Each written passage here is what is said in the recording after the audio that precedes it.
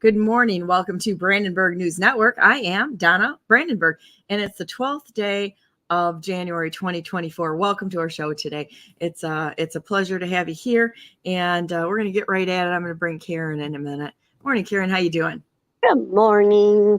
Good. I like how you say that. So cheerful. So cheerful this morning. So I have wanted to let everybody know I had a kind of a rough start to the day today.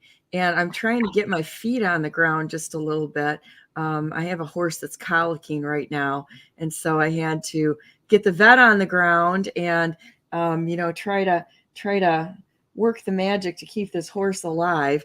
And I think we've got the vet should be there pretty quickly. And there's a couple people there that are helping her out this morning. So say a prayer for Bree for us this morning, because I think this is might be a little bit of a long day, but I think there's nothing that we can do right now until the vet gets there, except for give her a little Banamine and keep her up walking a little bit. And so that's what we're doing right now. And don't feel the need to be right there hovering over her. And so she's in good hands right now. My daughter's there, and she's a excellent horsewoman and such. So that's good. So, but that, I don't know if people understand what colic is. Colic is the #1 killer of horses. Do you know that? No, I do. I have heard a little bit about it, and I assume it's a little bit like bloat in dogs. It's a very serious, life-threatening condition. It can kill them really quickly, and if you don't know how to recognize it and get a vet to treat them, it can be bad.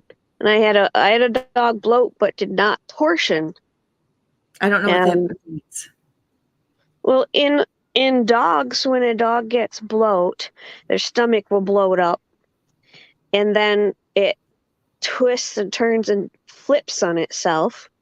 Okay, I've never heard the term for that, but that's what horses do too. It's called torsion. And torsion. I thought you said portion, and I was like, what is the word here? Got it. and it'll cut off circulation. I think it's cutting off circulation to the spleen. And what they'll do at the vet is they'll put a tube. While the dog is still conscious, usually they'll put a tube down the throat and try to alleviate the gas, and then they go into surgery to bring the stomach back around. If they don't, all that tissue that's not getting circulation will die, and the dog will die. Yeah. So a lot of it's more common in large-chested breeds. So bloodhounds is one of the ones that's most prone to it. Really? So a lot of times they will, when they do a spay or neuter on a bloodhound, they'll automatically go in and tack the stomach, they call it. They just put some stitches in and stitch the stomach to the lining of the wall inside the dog's chest, and it prevents that stomach from flipping when they bloat. There's all kinds of theories about what causes it. In our case, the dog we were in the process of switching her to a new dog food that was grain-free, and it had we were still feeding kibble years ago, and the kibble was really small in size, and so she scarfed down a bunch of it, and she started doing that where they stand and they kind of heave. They might drool, but they can't vomit because it's stuck. And her chest got real big, her belly was really big. And when you thump on it, if you thwack it with your fingers, it'll make a resounding, like a drum sound. It's not normal. And it was a Sunday. We called the emergency vet and asked them, telling them what we saw. And whoever answered that line was an idiot and told us it might be okay. And later I realized what level of bad advice that was, but I wasn't as trained at that time. And she started to deal with it on her own. So I knew her stomach actually didn't flip. But later on, she had terrible diarrhea, and it took her about a week to get her gut back in order. Maybe longer. It was a while, but she was lucky. And we were really blessed that a decision not to rush her to an emergency vet wasn't fatal for her. They should have told us we needed to get her in. Absolutely. And that horses are the same thing. So I really did. I thought you said portion. I was like, what was this? This new term? No, it's torsion. And what they do, with what horses do, there's a couple of different kinds of colics that they can have. They can have a gas colic, and that's they start having gas in their intestines, and then what they'll do is, like you said, they'll roll, and there's 70 feet of intestines in a horse. So we're talking when they roll, it'll spin it inside their gut. Well, now you've got a blockage that is unovercomable. And at that point in time, if you keep them on their feet, and they don't start trying to get away from the pain, then you can resolve it. But they start rolling around like that, and they have to have surgery or they die. And we've given many horses, brought them over to the emergency service, and they've done surgery on them for their colics and such. But they never heal really well after that. So it's like it's very serious on a horse. Even with surgery, you have adhesions that develop in the gut, which can cause more problems and such. So we have one boy right now that is he's an older stallion. Love this horse, right? And he just had stomach surgery this past summer because he had a twisted gut, and wrapped his intestines around his kidneys. I mean, it was one of those things that, he was a mess inside. Wow. So brought him in and they straightened him out. He's doing really well right now with it, but hopefully we can get to it and help Bree before anything more serious happens. So you just kind of, it's like any type of a problem or emergency, you have to respond, but and as quick as you can, but you don't do it in a panicky way. It's like, take your steps, make a decision, and do the best you can, because I've had a few babies that have died over the years too, and you have to be okay with death if you have animals. You just do, because you're going to outlive them most likely. But the one there was two of them that were really disturbing, that I had and that really wrecked everybody around us. We had one baby, and she was such a nice little filly, just a beautiful little filly, super friendly. I mean, the minute she dropped on the ground, she was just like, I want to be friends, and just about crawl in your lap and just happy to be there. Well, about a week into it, I started noticing she was kind of lethargic and just super. She was not wanting to get up, move around much, not like a normal foal. They're like totally hyper. I mean, they're hyper. They're like bouncing off the walls, and something was wrong. So my husband and I took her to the hospital. I held her on my lap on the back seat of the pickup truck, and then took the mom in the horse trailer, but she couldn't ride in the horse trailer. She's just too little in my opinion.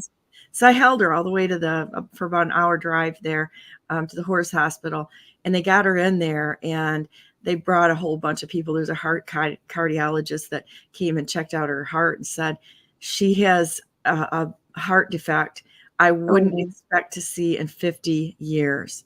And there were all these young veterinary students and vets that were sitting around the little dais where they were examining her, and they were just sobbing, absolutely sobbing, because they were so heartbroken.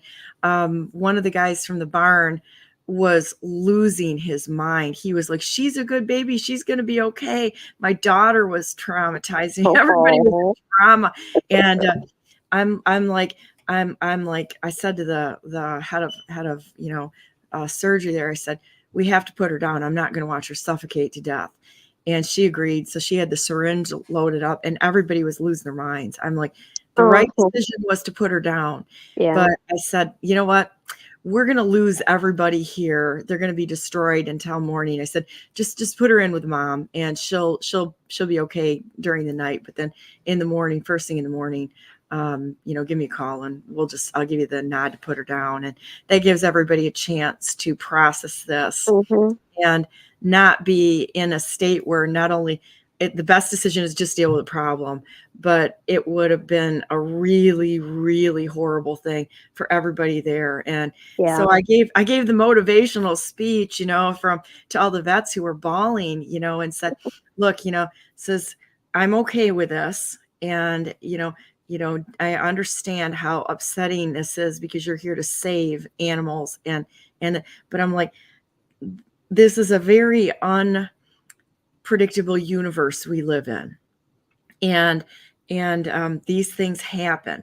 Death is part of being alive, and you did everything you could do to save this baby. There's nothing that anybody did. It's not your fault. And you gave her a beautiful care at the end of life. And that's a beautiful thing. Most horses would never get that level of care. So feel really good that she had an exceptionally loving, wonderful week of life. It was worth it. And now remember this, and then take this and go hug another horse, and it's going to be okay. God's going to take care of her until God will take care of this baby and the mom and all of us. And it's a lesson to learn, but I don't blame you, and don't blame yourselves. And I don't think that people understand the dynamic that happens with veterinarians, especially young veterinary students. They're one of the highest suicide rates across the board. I think it's one of the very top rates for suicide. And I'll tell you why that happens, because I've had meetings with the chief of surgery over there and some of the doctors trying to put together a program to help veterinary students cope with the extraordinary stress. And the reason why it's so stressful is because the owners blame the veterinarian for what happens to their animals. And it's repeated. Then they'll get online and they'll dox the vet and say what a horrible person this person is, which the veterinary students, they don't get in there to hurt animals. They're there because they're like little kids. They're adults. Yeah. I don't want to discourage them or disparage them because they're very competent, they're very professional, and they're wonderful people. But they have a heart of think about it as a heart of a very childlike hearts, and their absolute love and devotion to these animals. And it's very selfless because they probably could go into other areas and make a lot of money. There's no money in equine and large animal veterinary services, which is a big problem for the state of Michigan, because you have to have people that know how to take care of cows, horses, some of the larger animals and our herd animals here, right? And we're having a problem attracting talent into that because there's no money. That's hard. That's a problem. They'll go to small animal veterinary rather than the equine, the large animals, which, like I said, is our herd animals, because they can make much more money in those areas. A person who's in large animal veterinary services is in it because they care. That's the only reason. And let me ask you a question. Yeah.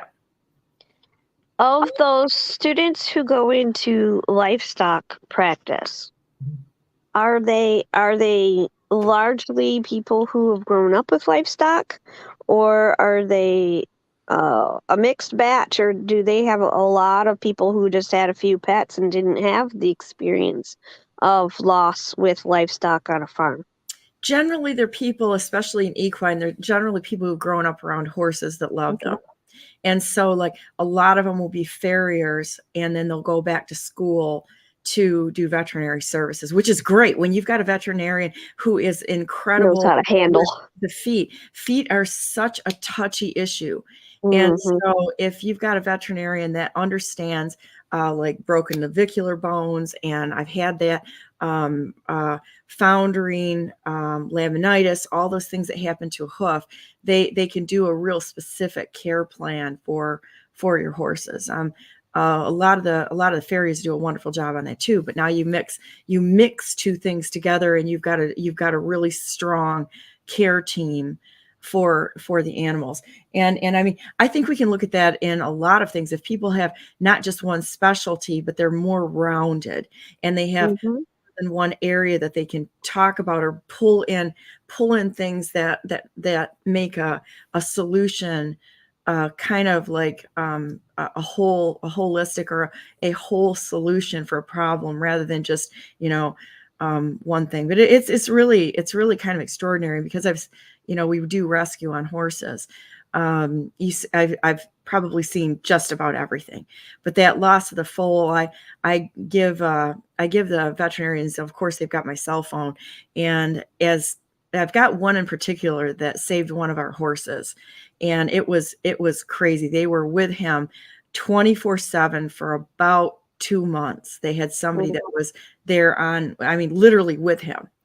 And the first veterinary student that was with him, he was a resident. This guy almost he gave so much to this horse that they brought another student in to help with the care, to give him some of a break, because he wouldn't leave the horse's side.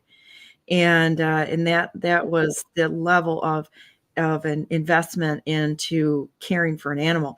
He'll call me or text me every once in a while, and I'm like, "Oh, buddy," I said, "Did you lose one today? Sounds like you had a rough day." And then I'll send him pictures of the horse he saved, and I'm like, "Still up and running, doing great. Look how healthy he is." And I'm like, it was worth it. It's worth it. And even though we're going to lose some animals, it goes with people too. You lose people along the way. That's part of living in this universe, this where we are right now. And I'm like, it's worth it. Your time was worth it. Your effort was worth it. What you did was worth it. Don't let things like this get you down. Pick up and say, it was out of your control, even if you made a mistake, and there is some part of it. That's part of learning and moving forward. You can't let failure stop you. You reassess. Think about what could have been done differently, but things are the way they are in that department. And I know I'm okay with it. I might shed a few tears. I had to put 2 horses down last year, one due to extreme cancer, the other one that had 3 stomach surgeries and colic. He wouldn't have made it through another surgery. And it's like at that point in time, it's like, it's time for them to go run in the fields with God. And he was a good horse, and let him go and let God take care of him. One of the toughest situations I've had, and I've lost pets and livestock, of course, but I was in wildlife rehab, worked for the DNR, and we get a second season sometimes of certain species. One of them is squirrels, where a nest will fall and you'll have little babies that can't quite take care of themselves yet, or something happens, like they fell a tree and it's got squirrel babies in it.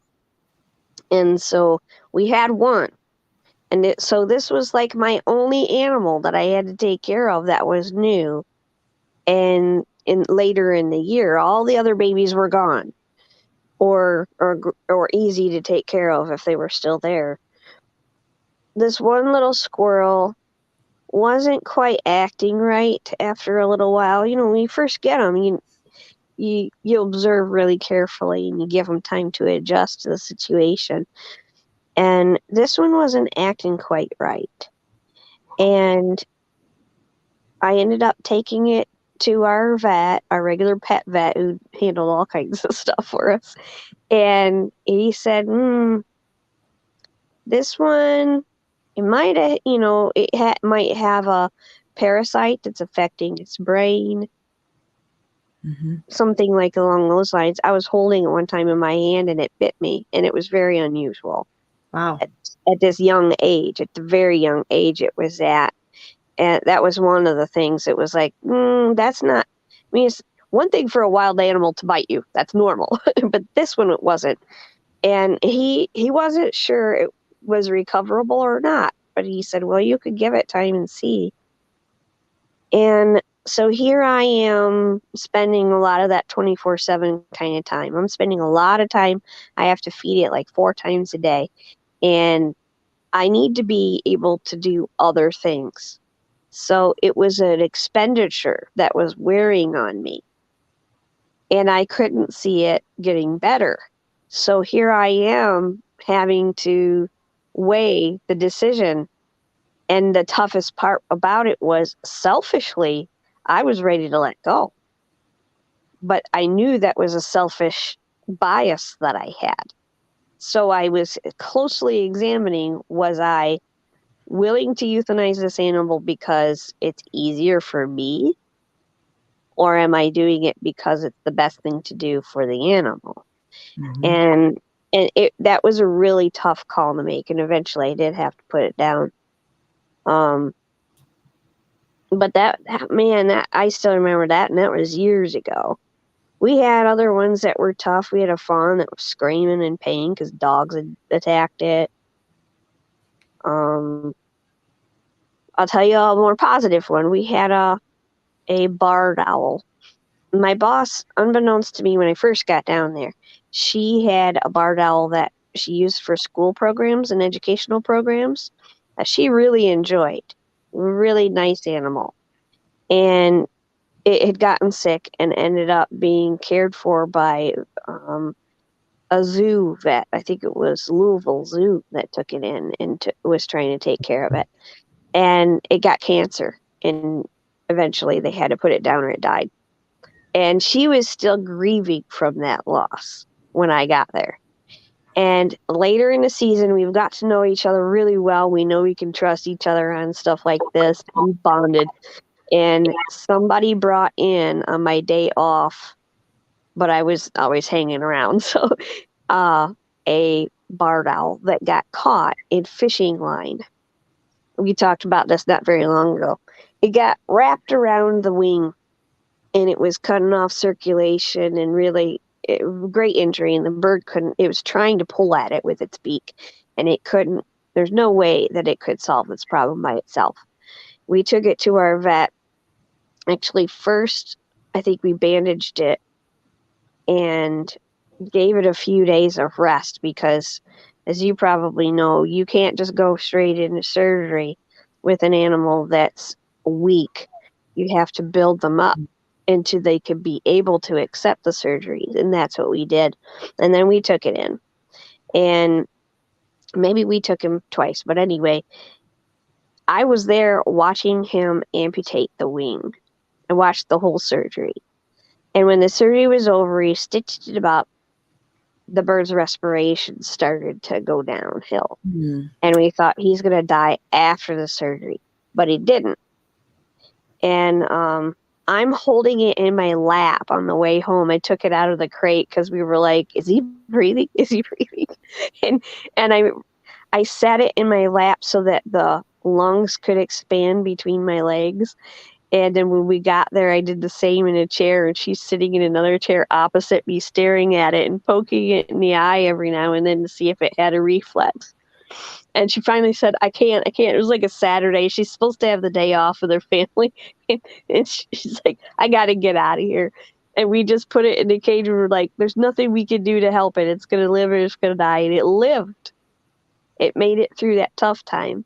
And by the end of the summer, we were training it on a glove.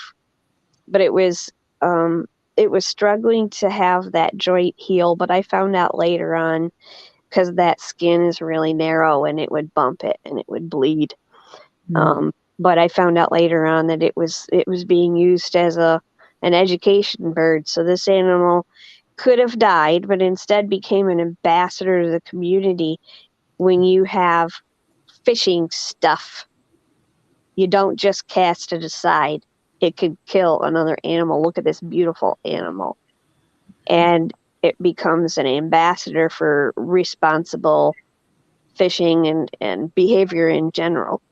So there's a little more positive story.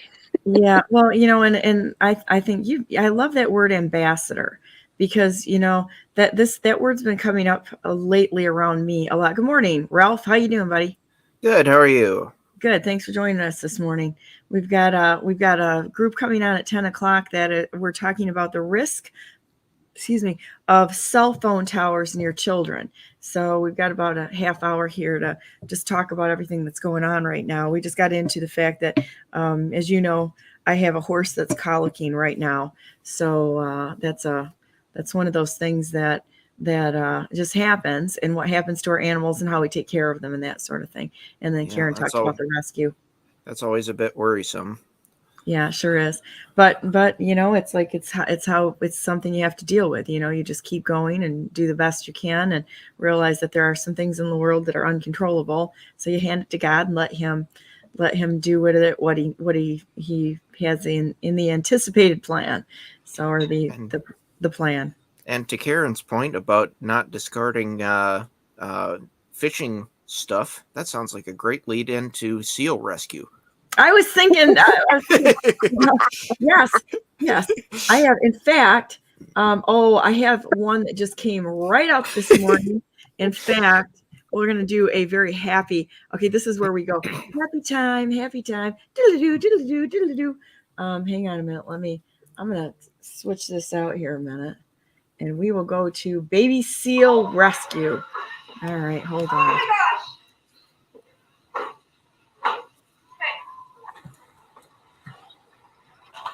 Here we go. Baby Seal Rescue. Okay, early morning, Pelican Point. We are Denzel, Tony, and myself. We are at the jetty. We've seen him seal high up in the group. It's become such a hotspot locally, especially the snook line. So we've got the same suspect. Snook line high up on the beach. We're going to go in low and intercept. He's on you, Tommy.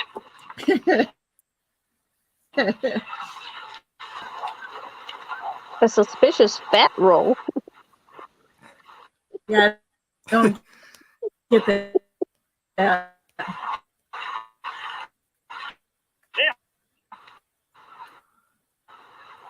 The t-shirt there. I'm going to shirt, black t-shirt.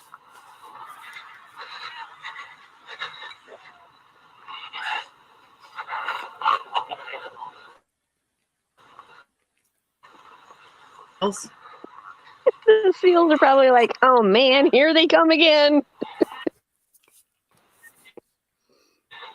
Daily exercise program. What's wrong with these people? They just Yeah, chase there it is. us around. Yeah.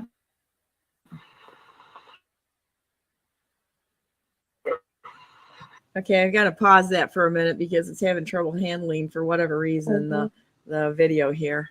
So let's try that again a minute. They need is a herding dog. They need a couple of herding dogs to help them keep the seal from running away. Okay, I'm going. Here, I used to have a here, go to me. growing up. We had a Siberian Husky, and having had a Husky, people when they watch like sled dog races are like, oh, they're abusing the dogs. Oh, look at the nutty No, bird. if you've had a Husky, you can't stop them from doing that.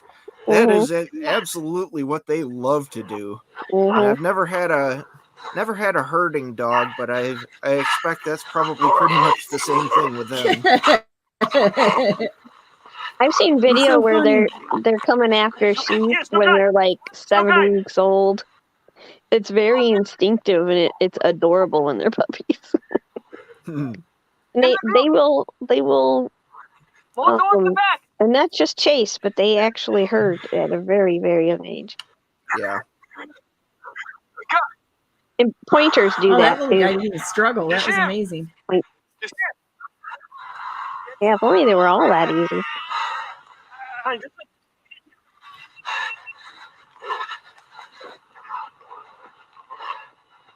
They're getting brave. They're not just using the net on all these little guys. Some move. Right. It's like Settle a down there, cross little guy. between an alligator and a snapping turtle. Yeah, no kidding. It does look fun to chase them down, though. Such goofy looking animals. Let's do this one. I don't think I'm in shape enough to chase seals. I'm just going to tell you that right now. I'd have to run every day. I'm pretty sure In the the sand, are seals you aren't kidding in me? shape enough to chase seals. Look, he's like, I'll take you all. I'll take you all. Isn't that funny though? It's like when something feels like it's caught, it quite often will attack its rescuer. I gotta see what happens with this guy and then we'll move on. I love watching seal rescue. It's so funny. These guys are really brave. Can you imagine? Aw, what a cutie.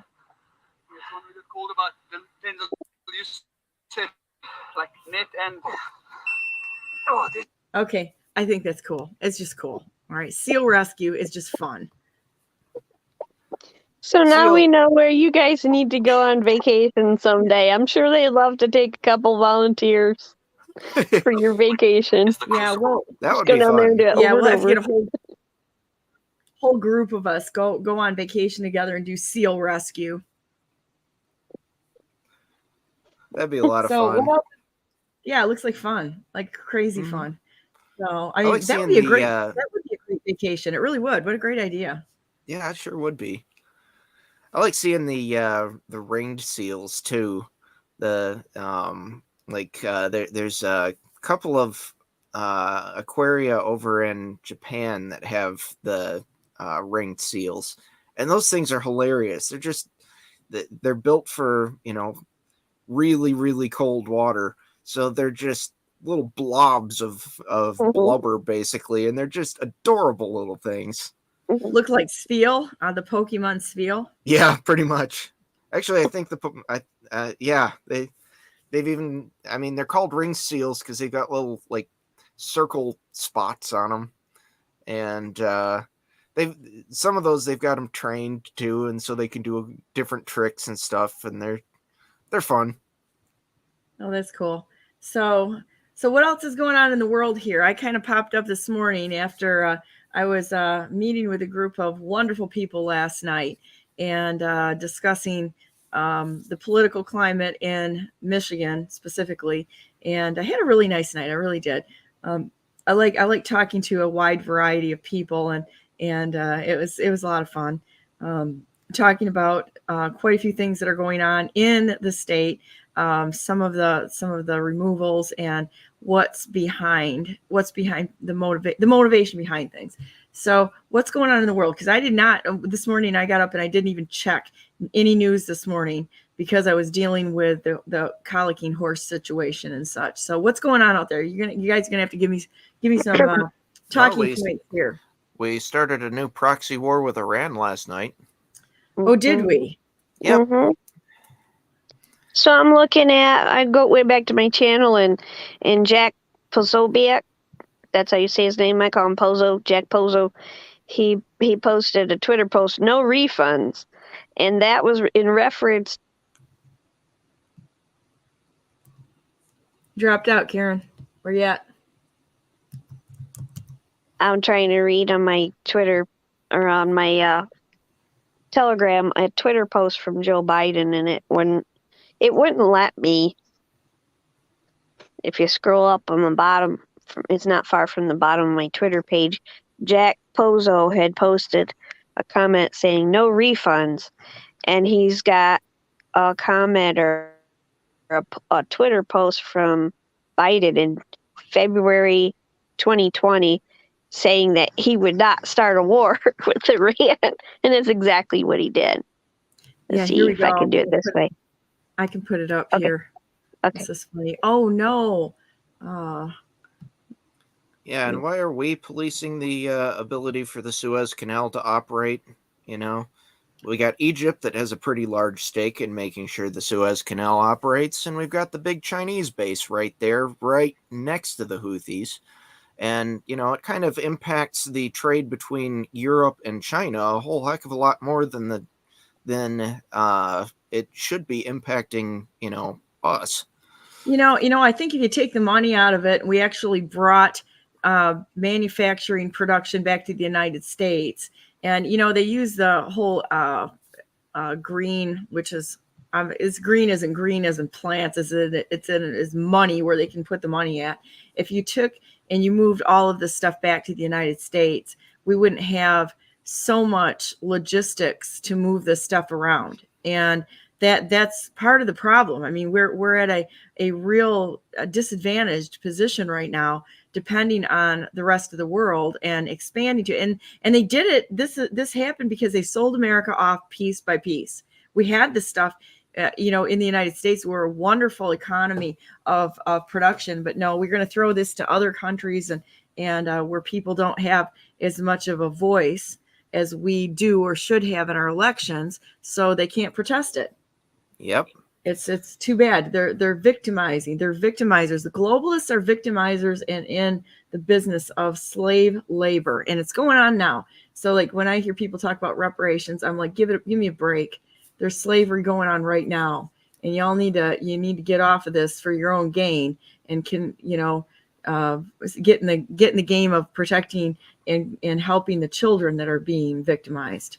One of the big ones I have a problem with is the loss of the textile industries. Yes, I have a big deal about that too. A lot of that has gone to Pakistan anymore, and we used to have all the equipment, all of the logistics, all of the people, all of the talent, all of that to be able to do that right here in the United States, and that there's a lot of ethical problems with the way that textiles are currently being produced in a lot of these places that, if they were actually here, you wouldn't have those problems. Well, let's talk about green energy on that. How much does it cost to move things around the globe, to accomplish moving those goods around the globe, right? And Yep. So when you have to anytime you have to increase your transportation, not only does it impact the cost, but it is a huge polluter. Yep. Hey, I still think we ought to go back to wood-fired steam trains. A, they were cool. B, they were, by pretty much every definition, carbon neutral. And C, it means that you had to cut down trees to be able to move things around. And there is a definite local cost to the transportation of goods. See if we can get rid of our So ads. I'm going to throw out there something I heard on the radio when I was driving around yesterday, and I posted it, that there are more than 50 countries having national level elections this year. Pakistan is one of them. So the next one, as far as I know, is Taiwan. I think that's happening later this month. And that one, it sounds like either way it's going to go, China's not going to be happy. So I'm expecting some kind of backlash or drama from that. And Pakistan and India are two more countries that have elections this year that you might guess could be affecting the globe and global politics in one way or another. I was in India when they were coming up to an election years ago, and I'm going to tell you, it was a very volatile time. There were 12 people that were killed in the streets about a week after I left. And so when you're talking about peaceful elections and the peaceful transitions of power, it's so important that we don't fall into that volatility every time that there's a transition in other countries. I mean, we see it all the time, and we shouldn't be seeing that kind of nonsense here at all. There should be a peaceful transition of power, but we don't have that right now. I want to watch this a minute. You guys want to watch this? Sure. See what's going on. All right, where's the video? Well, that didn't work out so well. Well, that's what you get. Real news for real people, by real people at the kitchen table. Sometimes it works, sometimes it doesn't. I don't know what this team was. Have you ever? I've got some friends that have ordered from it. I haven't, but they sure know how to put the ads out, don't they? Yeah, it's more or less like if you think about it like Chinese Amazon, or a more Western friendly version of Alibaba. Gotcha. From everything I've seen of it, most of it is kind of like it's like Amazon if Amazon didn't run their fulfillment centers. So it's all third-party sellers. So for the most part, from what I've seen of it, it's either really, really cheaply made stuff or a lot of scams. Well, there you go. There's another story. Go ahead. South Africa is taking Israel to the UN's court. And like the UN has this, I don't know, it's their version of Hall of Justice. And according to the NBC report I heard, Israel typically doesn't send a delegate there. They don't agree that this court should have any say jurisdictionally or whatever. So they don't normally participate. But because of South Africa taking them there on this particular issue, they're like, okay, we're there. We're going to answer this. So South Africa is saying about Israel that they're genocidal in their attack against Gaza. In Gaza. And Israel's like, no. And the U.S. is saying there's no evidence. Well, when the U.S. government says there's no evidence of something, it tends to make me question whether there's a whole bunch of evidence. But and other people are saying, like, South Africa has anything to say about racism and genocide. Like, really? Yeah, no you got kidding. how many fingers pointing back at you? So this is a little bit of drama, and it could take months. It could take years for this court to ever have any say about it, but they're demanding a ceasefire as a result of that. I'm kind of wondering about something. I just saw this on your channel, Karen the Riveter, and Telegram. Y'all need to go to her channel. She's got a great channel. And so this is the dream team for the Spirit aeronaut. This is crazy. They had the window or part of the plane blow off mid-flight. Wow. Spirit Aero Systems. Wow, were they lucky that somebody didn't get sucked out with this? Check this out. This, you never know if they're just screwing around at a convention. Somebody pulled some video or something. I can't imagine that they did this after the fact. So I'm not gonna go after their character. But now I had heard that was actually due to a Boeing refit, and that the bolts that had held the door plug in were actually determined to be loose after the plane landed. Okay, let's check this out. Let's go, girls. I'm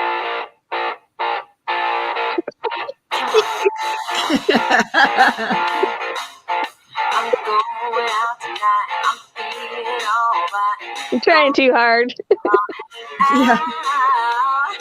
Okay. So I'm not gonna give them any grief over this, because a tragedy is a tragedy, but it is this. That's fun, but I can't imagine that they did that.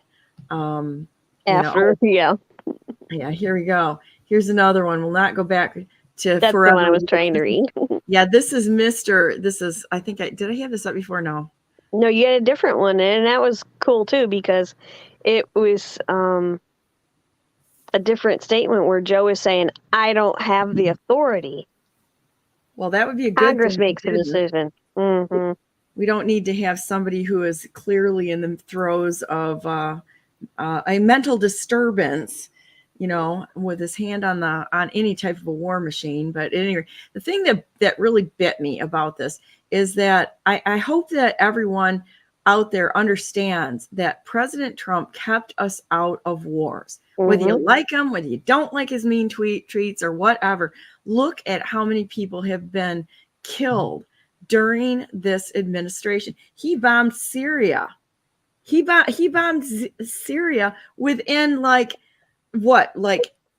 2 hours I mean, come on, you got to be kind of dim-witted not to get that one figured out.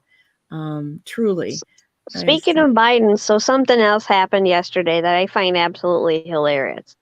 So apparently, the news got out to the Biden crew. Today, we're going to talk about Joe being a hard worker, quote unquote. So Jill's in an interview and she says, I don't think that enough people realize what a hard worker he is every day. And then later I learned that I want to say John Pierre, the press lady, she said something similar about how hard Joe Biden works. And I'm like, so that was the narrative of the day? That's the best you could come up with to support him on his campaign, is to tell us how hard he works? Well, we know he's on vacation, it turns out 40% of the time, compared to Trump's 26% in his first term. I'll just put it that way. And so it's like he works so hard at what? I didn't say it, but we're all thinking it. And I'm thinking there's going to be a bunch of memes like working hard at keeping his pants dry or whatever it is. I don't know. I think the rest of us, I mean, it's hard to point fingers at him for taking 40% of his time off when the rest of us, take that much off from our work. Everybody does that, right? Right. Absurd. So here you go. Here's a article or a post that U.S. retaliates against Iran-backed Houthis with airstrikes in Yemen after the spate of Red Sea attacks. Biden faces backlash from members of his own party over unauthorized airstrikes. Well, that's an improvement in the right direction. You don't follow the law, everybody should be crying foul on it. It's like you don't just arbitrarily, I don't know. I'm kind of done with this whole mismanagement of everything. The problem I have with it is there is, in my mind, no justification for the U.S. even really. We shouldn't have been policing that area. We shouldn't have been putting our forces at risk of being attacked so that we could retaliate. That area. I mean, yes, we kind of police all over the world with our beautiful,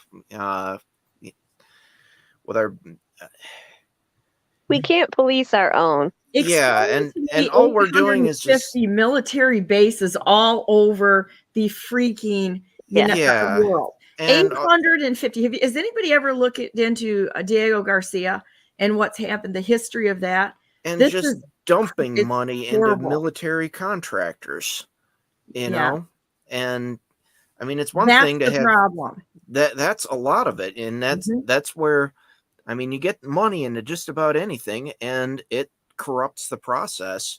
And our military right now is definitely the military-industrial complex.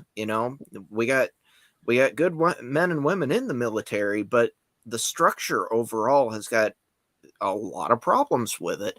And what we're doing there is basically putting our good men and women at risk for basically just to police a shipping way operated by Egypt so that all the globalist shipping companies can continue to ship goods, not anything having to do with America, going between China and Europe. And there's a Chinese base right there, and you got Egypt right there. Why aren't they policing this? Mm-hmm.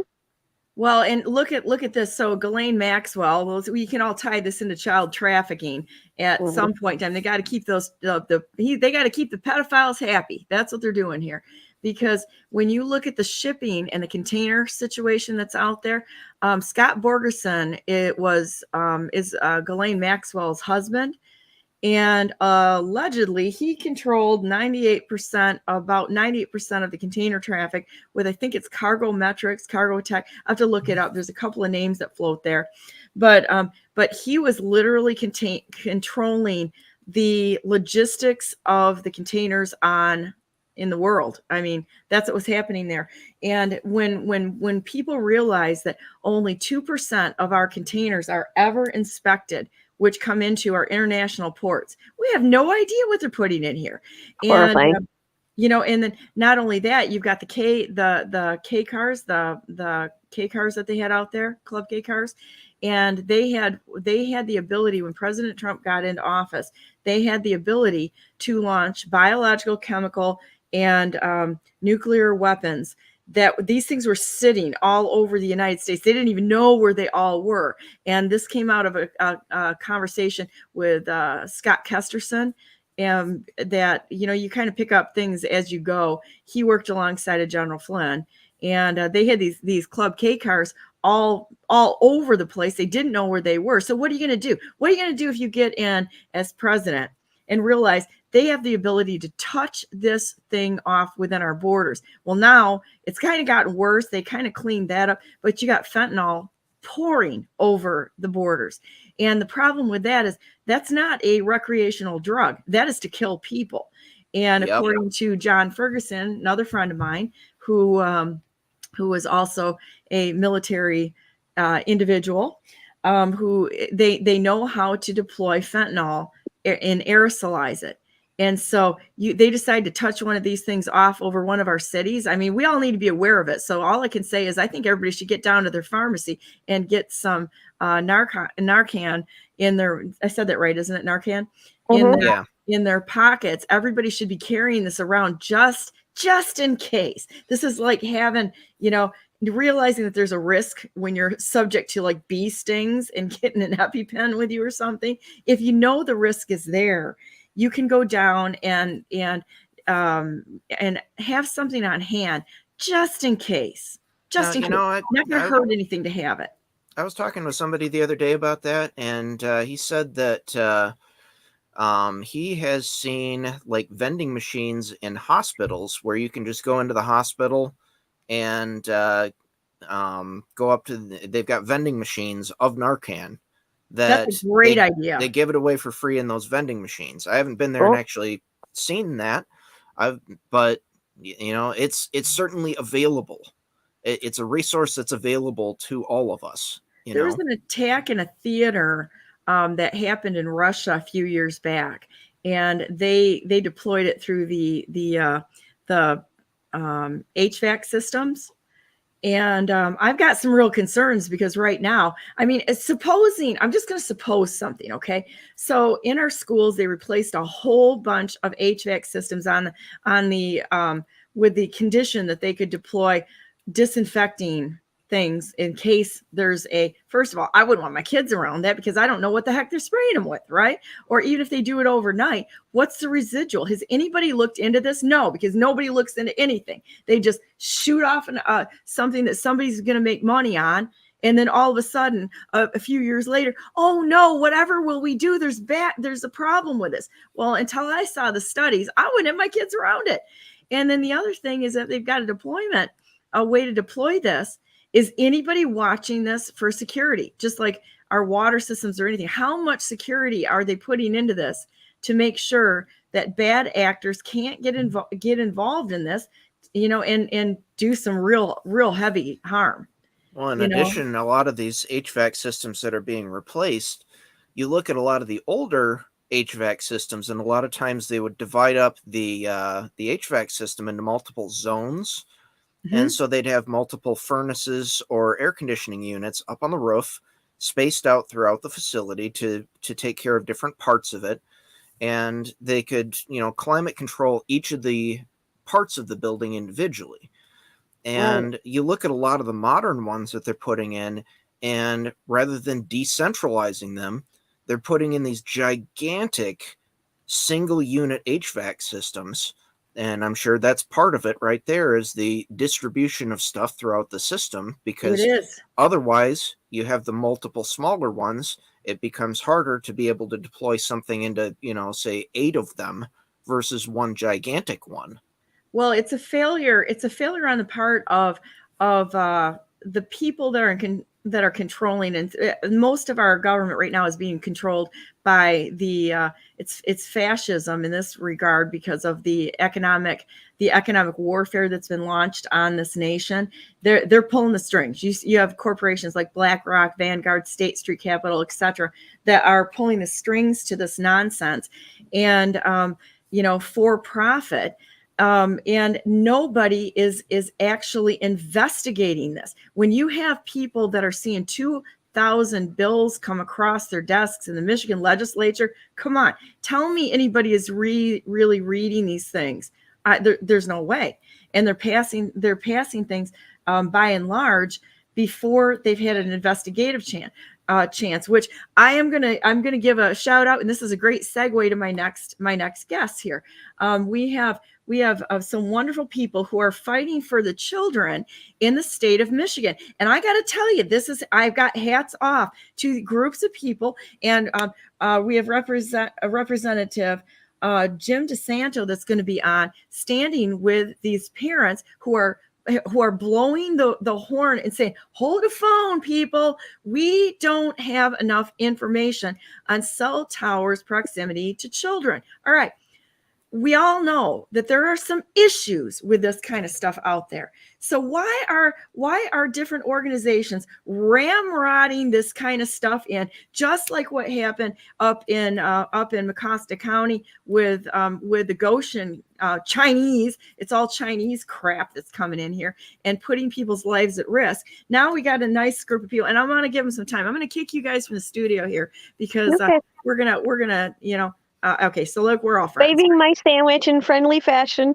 Yes, just go ahead, and I'm gonna keep you guys for a while, and it's do. Bring on the next group of people here, and then if you guys want to hang around, we'll come back in and talk about a few more things because this was a great topic today, talking about the problems and animals and that sort of thing. I'm hoping that my horse is doing okay, but I'll check on her. The vet's there now, so it's all good things. So I'm going to take a quick break, guys. I'm going to kick Karen and Ralph to the curb here for a minute and bring in our next group of brave warriors who are fighting for the children. They need to be heard. And since fake stream media silences everybody's voices, we're going to continue at Brandenburg News Network to give a place for people to be heard. We'll be right back.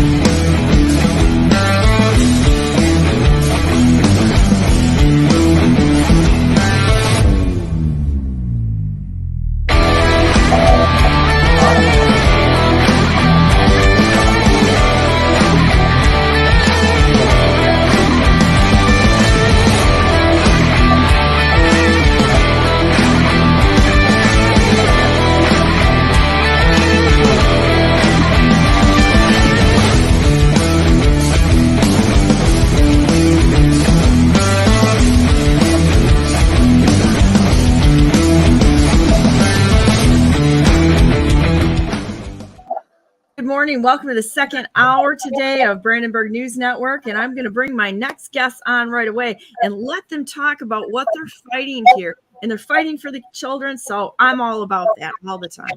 So good morning. How are you guys doing this morning? Good morning. Good morning. Good morning. Hey, Holly, how you doing?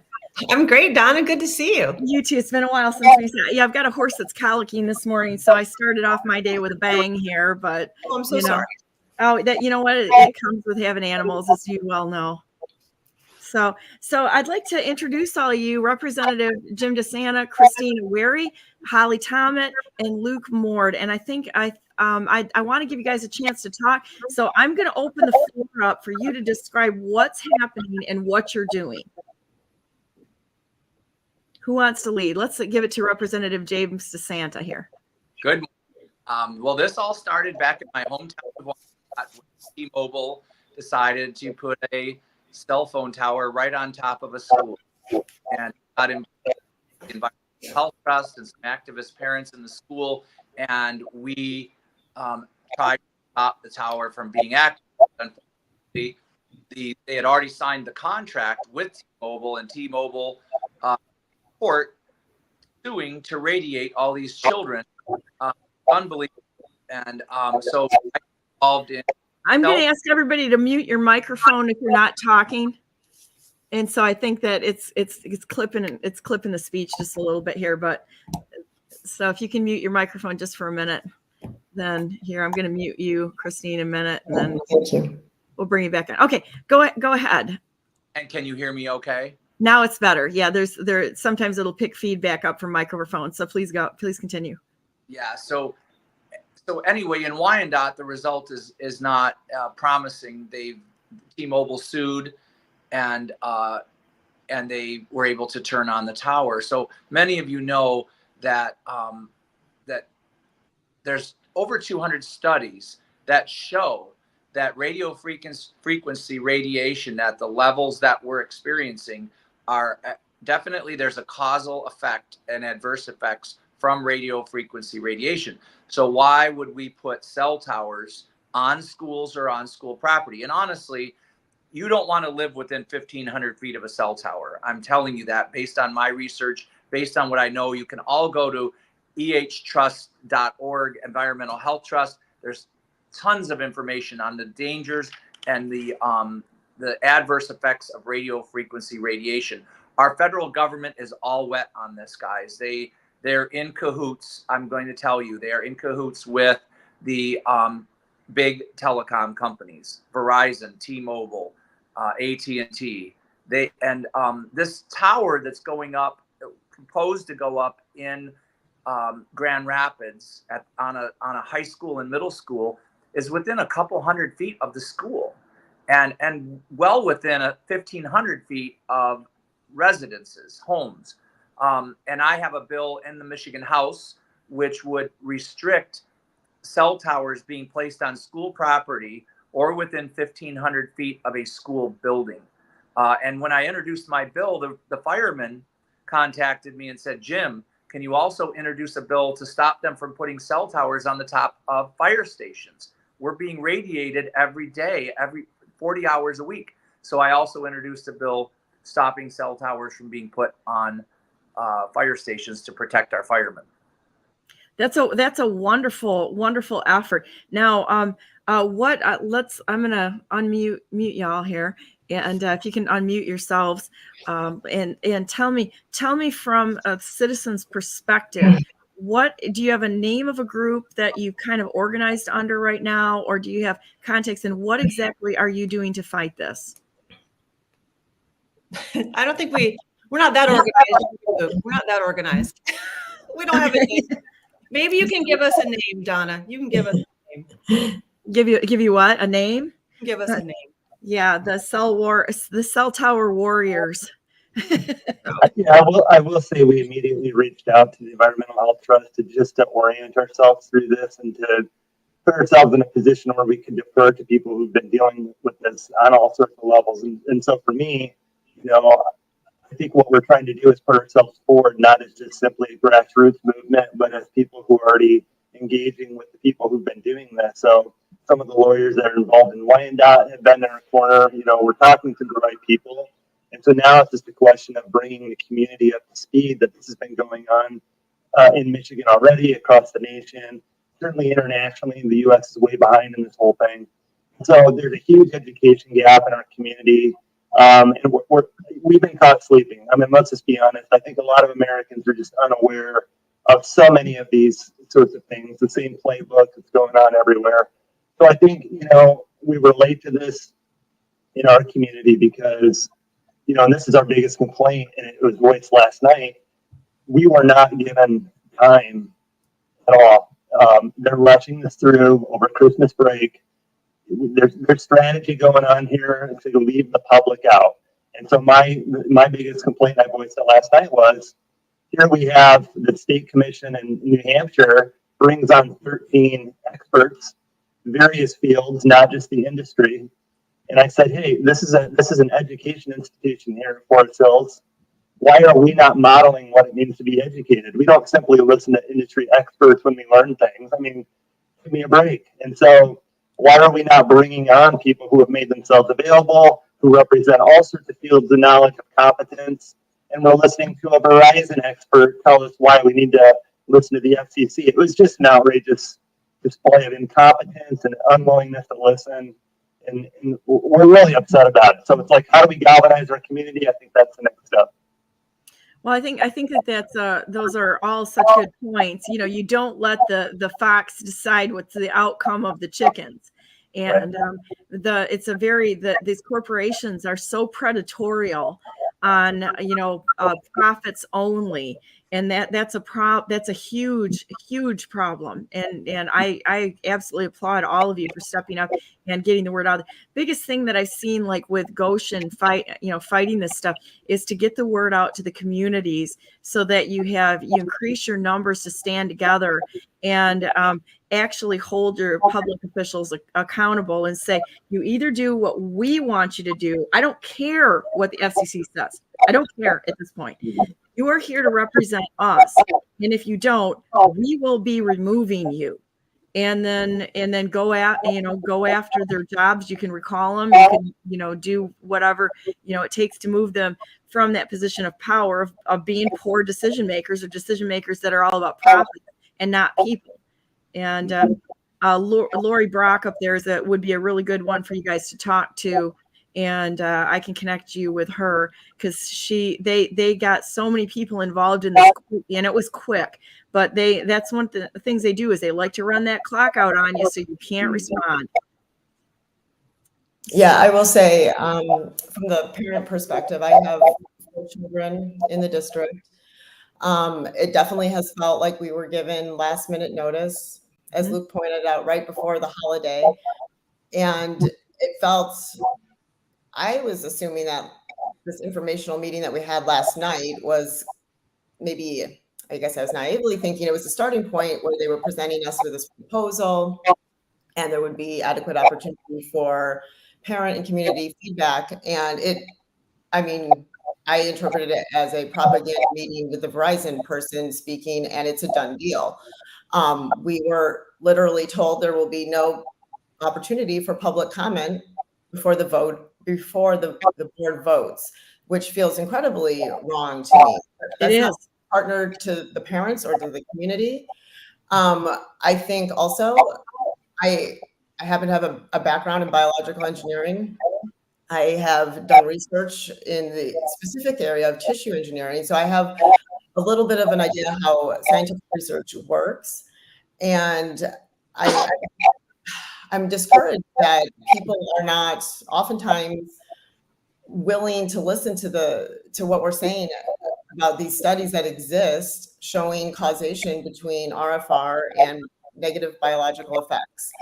There seems to be some closed-mindedness to that idea. I think they want to have this reliance on, the FCC says it's okay, and Verizon made a campaign, therefore we're just going with that. And we couldn't get our voices heard last night, but I just want to tell the people there, the other concerned parents, do you know the FCC is basing their exposure limits on the technology that was around in 1996, not 3G, 4G, 5G that we have now. It's incredibly misleading. And, as a scientist, I also want to point out that we're not an alarmist group. We're not saying we want to get rid of cellular technology. I use a cell phone. I use a microwave. We're not advocating for something extreme and fringe. We're saying, I say, moderation in everything in life, right? A little bit of everything. Most of the times what you see in biology and health effects, our bodies are pretty resilient. We can take a little bit of this and that, right? It's long-term repeated exposure. And that's what we are going to be subjecting our children, our most vulnerable, to when we put that tower up. They're going to spend 1,098 hours per year in the public schools in Michigan for 7 years. They go 6, 7, 8, 9, 10, 11, 12. That's 7 years. In my book, that's long-term repeated exposure. You can take so many examples in this world, from cigarettes to asbestos to pesticides. And long-term repeated exposure is when you run into trouble and all bets are off. So I'm shocked that anywhere is just indiscriminately putting a cell phone tower with, no regards to the health effects around it, let alone on a school. Well, and I think too, there's a couple points that I'm going to pick out on what you said. It's first of all, whether this is a fringe issue or not is not for politicians to determine. You have the right, because they work for us, to have your opinions heard and acted upon. We are supposed to be, they don't have to agree with what you have to say. You have the right to say whatever you want, and they have the obligation, the duty of their oath of office to listen to you as their boss. They can't just run off the rails with it. The other thing that I know about 5G is that this is actually more about surveillance than it is about anything else, because all of the other technologies, they can get tracking down to maybe 200 feet sometimes. But the problem with 5G is that they're trying to have those outlets like within 800 feet of people.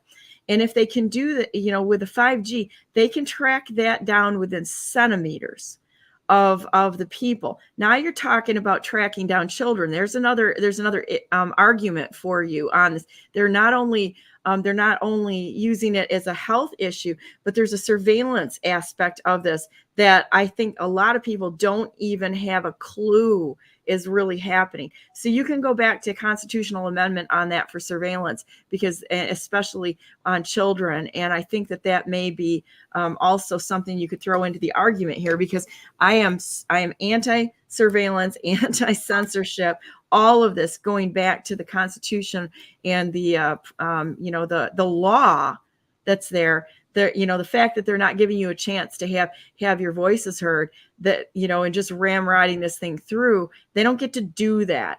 And so go back. The law is on your side right now to at least have a better protocol there and listening to we the people. And if they don't, you remove them. Another thing that you could probably tuck in your back pocket would be Sullivan versus New York Times. And that's a stare decisis law on the books. If they try to shut you down, they may not do that. You can talk. You may talk as long as you want to talk. And it amounts to a personal filibuster in a meeting. So if you go into the meetings and they try to shut you down, they can't do that. You throw that one right out there and say, based on a stare decisis law, you may not shut me down and I can talk as long as I want. And then if they send somebody to shut you down, then that's when you go after the police officers involved for breaking the law, not upholding the law.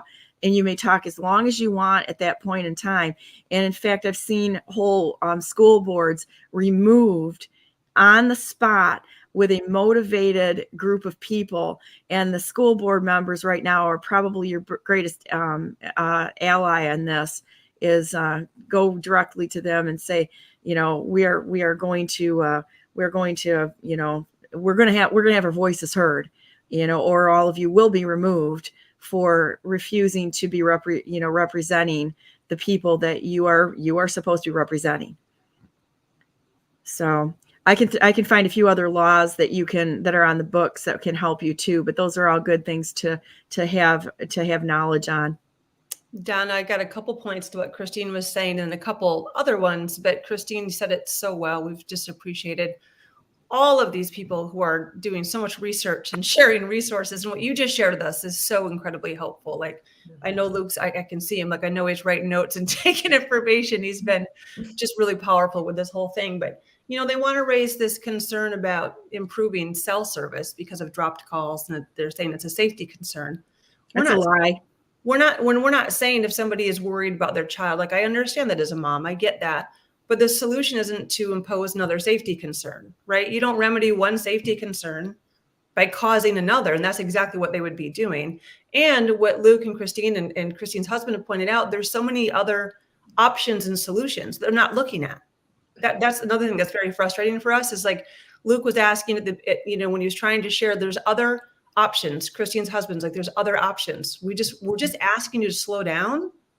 Bring someone independent in and listen to these options that could be solutions without the health risks to not just our kids, like Christine said, are going to be there so many hours a week, but the community that's exposed. Like, where we live, Donna, we're next to the school. Luke is very close to the school, practically in the backyard. And the kids are there for so many hours a day, and the staff, we're exposed 24/7. 24/7. We can't shut it off. People go, well, don't use your cell phone. Yes, we use our cell phones, and I can shut my cell phone off. I don't have to have my cell phone on 24/7 or next to my body. I get to control that, and so do my kids. We can't do that in this situation. If they put this tower up, we have no control over that. And so that's another concern. And then, these long-term studies that they're trying to cite, there are zero. There's no long-term. I'm not an expert in this, but I know enough. I've got a letter right here that was shared from the EPA stating there are no long-term studies on these ramifications. So why in the world would we risk this, the health to our kids and our community? It makes no sense. And then not having time to even, like Luke said, so quick running it through, closed door vote. We don't get to speak. That's just, to me, that's insanity. It's insanity. I don't get it. Yeah, I would like to point out the board meeting on Monday is structured such that the vote will occur before public comment. So we, according to the agenda, have no ability to speak before they vote. Mm-hmm. Yeah, I would get that out We were there. shut down last night. We were not allowed. We had to write questions down, which were presented by a moderator.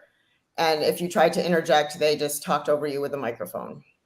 So very clear, very, very clear evidence of the same pattern of behavior in Wyandotte, where the telecommunications company ran through over the citizens. And I agree with you, Donna. Every single one of these board members who votes to put this cell tower on the school property should be recalled. You should initiate a referendum against the decision of the school board, initiate a lawsuit against your school district. You can be called Forest Hills Families for Safe Technology. And I like that. No one has mentioned this is all being done for $900 a month. That's what the cell tower company offers to the school. $11,000 a year just in excess. That's one student. That's the grant of one student. The parents in Wyandotte said, we'll take up a collection and give you $11,000 if you'll take this tower off our school. The school lost dozens of students and people sold their homes. The other thing is, if you have a cell tower up within 1,500 feet of your home, good luck selling your home. People are going to come and look at your house and say, ooh, people who are knowledgeable are going to say, I don't want to live within 1,500 feet of a cell tower. And Holly is right. You can regulate your cell phone. You can use your hands free. You can use you don't have to have it up next to your head. The radiation, the radio frequency radiation from a cell tower, there are studies. There's a study out of Italy by a Dr. Mandrioli. It's on the EH Trust site, showing a clear causal effect of radio frequency radiation for genetic damage, oxidative stress, cancer. The International Agency for Cancer Research has identified radio frequency radiation as a carcinogen. So, and these people are just putting their heads in the sand. They're like, oh, I don't know about this. Well, have you read? Have you researched? It's ridiculous. Well, the point being is that their responsibility, they have one responsibility, and that's to represent the people in the area. And if there's anything that's being said out there that's concerned with the parents, it's stop. Full stop immediately. They can't just go and do these things without the approval of their bosses, which you are. You know what? I've got an idea here. I could bring a very high level tech person right into this conversation, and I'll bet you he will know something about this if you'd like me to pull him in. Sure. Okay, here we go. Hey, Ralph, how you doing? Good. How are you? Good. I'm sure that you were listening to the conversation here. Do you have any extra information or advice that you can help everybody with as far as the cell towers and the energy there? Because I know Ralph is a huge repository of knowledge with anything tech related and such. So with what you heard, do you have any comments that you could help these people with? Well, one of the biggest things that it makes me think about it is if their main argument is that the benefit to the community for this is that it will help students not have dropped calls. There's a much better way to do that than to put a high-powered transmitter up on the roof, and that's to use small-scale femtocells, which can be deployed in an interior environment and are connected to the internet and run at very, very low power levels because they don't have to go through roofs. You don't have the directional antennas shooting out to the sides that you have to try and pick up signal from underneath. And that technology has been around for, boy, probably since at least about 2000, probably earlier than that. And they cost very little. The school can deploy them themselves. It's not something that is carrier based.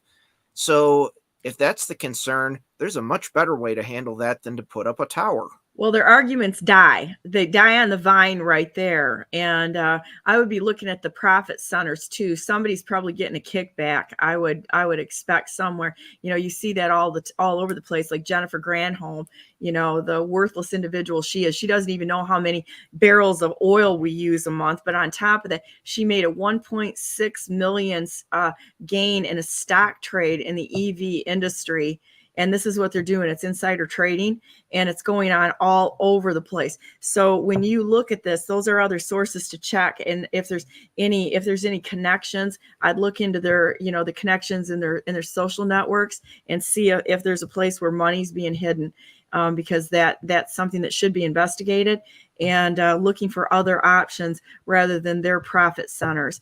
Verizon, the Verizon Comcast thing, Ralph, because we were digging into this a while back, and there's some real weird stuff out there, especially for rural areas. Yeah, and there's a pretty good revolving door, really, between the FCC leadership and the high-level positions of both Verizon and Comcast. If you look at how much the people get shuffled back and forth between basically being in positions of power in the FCC and then into being in lobbying the FCC, and then sometimes, they go back and forth. And those two companies in particular have an awful lot of sway with the FCC. So there's probably some connections there you can dig up. When we were looking up at Goshen, the connections between some of the people that were seated in the seats was kind of almost frightening. They were connected to the right place, and they were connected to all of the governmental oversight organizations.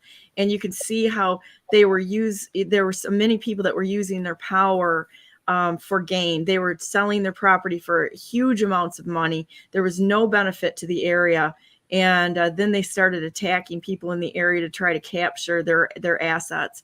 And so regulatory organizations are in and of themselves cartels. They function as a cartel to protect the industry and their profit centers. So if you can chase down the people that are involved in this and see where they're making profit, it makes a very damning argument to all of them that are sitting in a seat. So like in the area that I'm in, there's allegedly, I haven't seen the receipts, but there's allegedly someone who was sitting in an administrative seat during the COVID sham unconstitutional lockdowns, who took a $20,000 personal payment for keeping the masks in place. So I would want to know exactly what you're dealing with here, because nothing is ever as cut and dry as it seems. There's usually little tentacles that these little political squids have going into other people's pockets. Yeah. Additionally, no, go ahead. No, go ahead, Ralph, because I was going to ask Representative DeSano a question. Oh, so another thing too is I've worked around large towers before, and pretty much all of them have a warning on the fence outside of the facility about RF exposure levels. And then, and I mean, that's something that you can generally verify. I would never recommend that anyone who is not qualified and who does not have permission to actually enter a tower facility. However, most of those tower facilities do have an RF exposure sign, which is visible from public property, generally from the street. to keep people away from it because of the exposure levels. And then once you're on those properties, once you get near the tower, there's generally even another sign for the personnel going into the equipment rooms at the bases of the towers that reiterates the risks of high levels of RF exposure over the long term. And that's a pretty standard issue thing on most towers. And that'd be pretty easy for, the general public to be able to verify that, again, without entering any of these facilities, just staying completely on public roads and public property. You'd probably also throw into there, like human rights or violations type thing, in the fact that they're opening themselves up personally to a large lawsuit potentially in the future for damages. And they'll say, oh, we're not responsible for that. Yeah, they are. There's ways of getting, making them accountable as a person. You don't necessarily go after the organization, but a person can go as in like a pro se process, I believe, in order to name them personally in a suit for damages. So that is one of those things that you can look into. A lot of people are having a lot of luck with the pro se cases right now, and you might be able to file something for like an injunctive relief on this. And so get in front of an attorney and see if you can file an injunction against them. And then I don't know. I'm not an attorney, but that might be a process that's worth exploring. And I would probably get out ahead of this quicker instead of trying to wait for them to do the right thing, because it kind of sounds to me like that's not in their top 10 list there. I think it's their top 10 list is ramrod this thing as quick as they can, so that there's somebody's doing. Whenever I see somebody ramming something through, guaranteed there's some backroom deal going on somewhere. There's no way that this is just in the stupid. There can't even be this stupid. All right. There's got to be there's almost got to be a motive there for ramming this thing through. And I don't know where it is, but that would be, in my opinion, a place to start looking. And there's some wonderful attorneys out there, or if you get with somebody who's familiar with pro se, that's a pretty quick process to go through. But if you could file an injunction on it, you might be able to get somewhere on that. The other thing that we have found incredibly frustrated, and I think is probably pretty telling, is we have presented them with a fairly in-depth technical alternative using a wireless-based solution. We've been told by the school itself that inside the building, the wireless capabilities are robust and performative. So shouldn't be issues with that system. Getting wireless capabilities, so we're talking, calling, using your phone over the Wi-Fi network, just to clarify, instead of using a cell network. Ramping up those capabilities outside. I guess we're being told there's problems with the pickup line, people using their phone, or people at the football field. Well, we have people within our group that are well-versed in this technology and cellular network design, or wireless network design, I should say.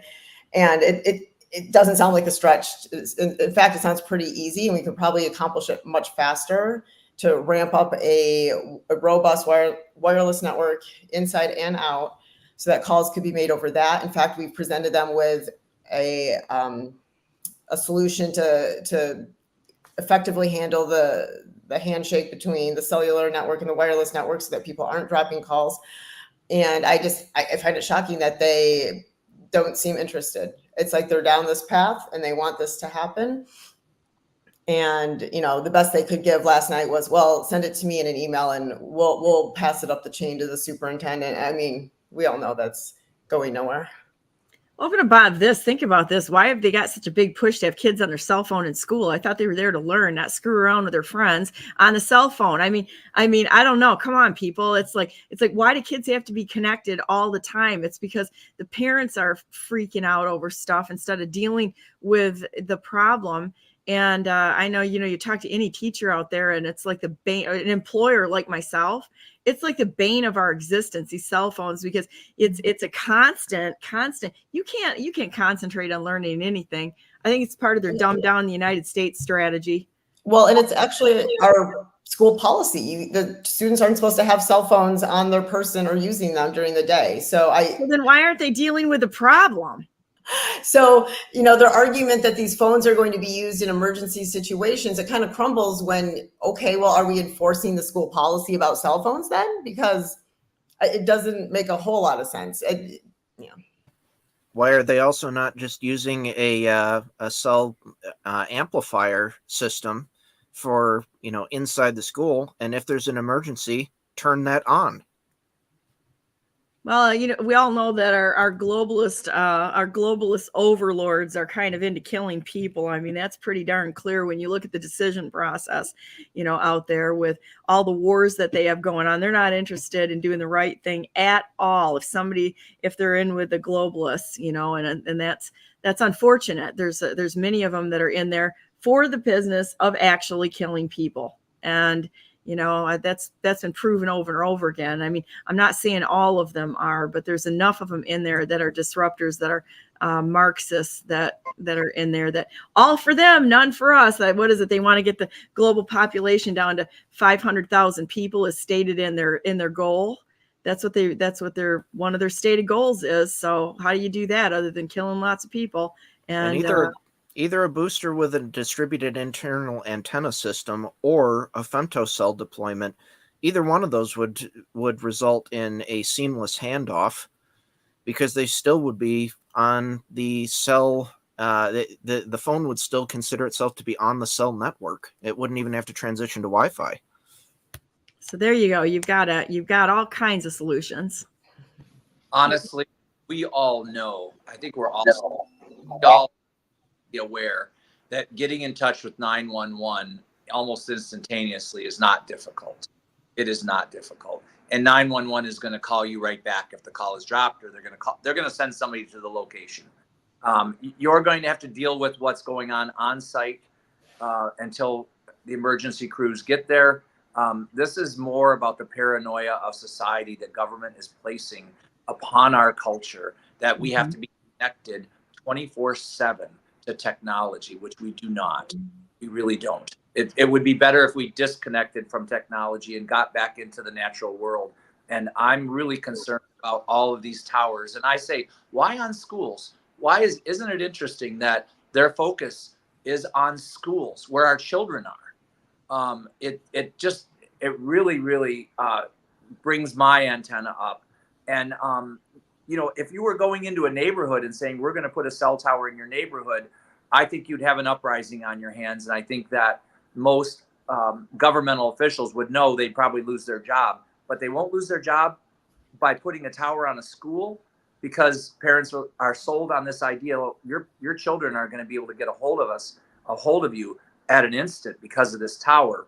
What a falsity to me. What a false, I'm really angered by that the group that is promoting this is using that as their way of radiating 1,500 to 2,000 children for 7 to 12 years. And there's a clear causal effect between 5G and cancer. Clear effects. We don't have to have a 5-hour meeting with the school board. The studies are out there. You just have to look them up. The Environmental Health Trust has tons of information about radio frequency radiation. It's not safe. I can say that as a public official. I can say that and back it up. We don't have a microwave in our house. My wife threw out our microwave. It wasn't worth it. It wasn't worth the quick and easy warming up something. We can warm it up on our gas stove. We can warm it up on a convection oven. It's not worth having. Throw out your microwaves. I'm telling everybody, it's not worth having. The risk is not worth having. Any other comments? Can I ask a question real quick? Yeah, Representative DeSano, I was just curious if you could speak to one of the questions last night was, what if the legislation is passed in Michigan? What does that mean for net towers that are out of compliance, such as on schools? Is part of that legislation giving ideas as to how we would, are they grandfathered in, or are there ideas to take those towers down? Any existing tower put up before the law was passed would be grandfathered. So we would only be stopping towers that were proposed after the law was passed. And I mean, it's a big challenge right now, because isn't it interesting that my bill is stuck in the House Education Committee and not a single Democrat will speak up on behalf of these kids getting cell towers put over their heads within 500 to 1,000 feet over their heads. It's really interesting to me. I'm with Donna.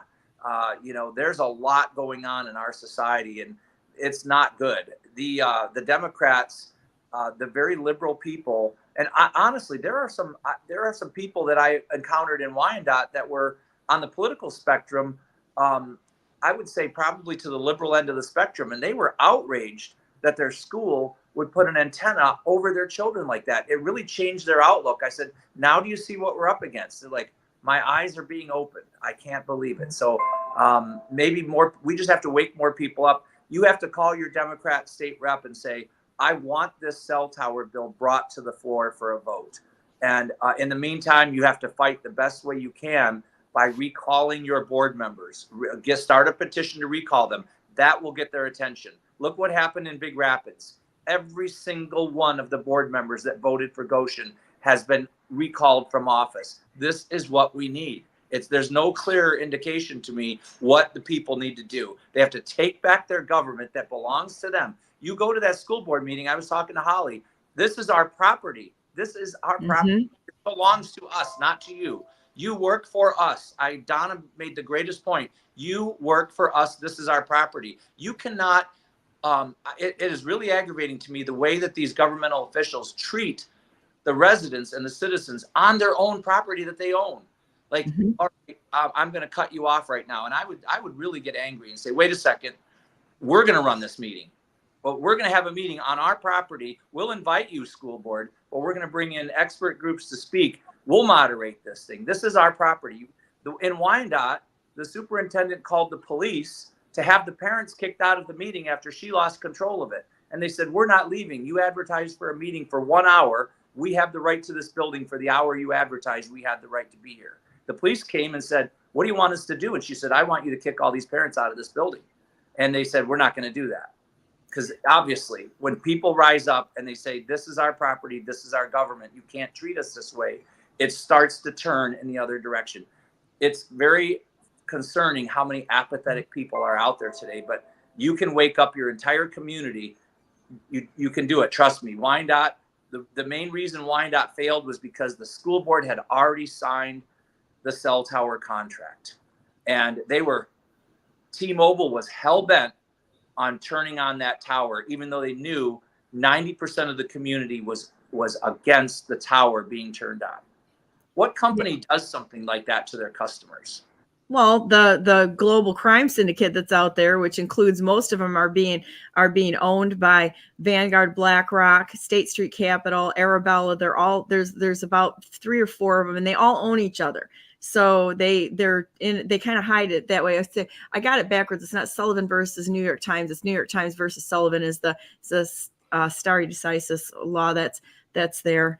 And to your point, going in there, they do not look at the violations of Open Meetings Act, because that's another thing that they cannot violate the Open Meetings Act and call any of this, or call the shots on really any of this, or turn somebody away or shut them down. They can't do it. It's interesting to me that the Forest Hills School District did not bring in anyone to speak about the technology from a perspective of health, to have a different perspective. It was all the industry. It was all Verizon, and all they did was keep stating the FCC limits of 1991, which was a very outdated rat study where they turned the heat up on the rats, and then when they realized the adverse effects on the rats, they stopped. That's all they have. And the FCC has actually been sued. And I have the case here. We won't go too deep into the weeds, but they were admonished for not updating their standards for radio frequency radiation. The court clearly said that what they're stating on these FCC limits are not accurate. They're not, and everyone knows it. Everyone knows it. Even the people who you were questioning last night know it, because they can't say, oh, well, we have other studies that show that this is safe. They don't. You ask them for the other studies that show that this radiation is safe for children, pregnant women. Those are people who are most at risk. Young brains, developing brains, reproductive health. There's clear indications that this is bad. We have it all over the country where people who are within 1,500 feet of a cell tower suffer from adverse effects. There's been much testimony in Congress, at the local level.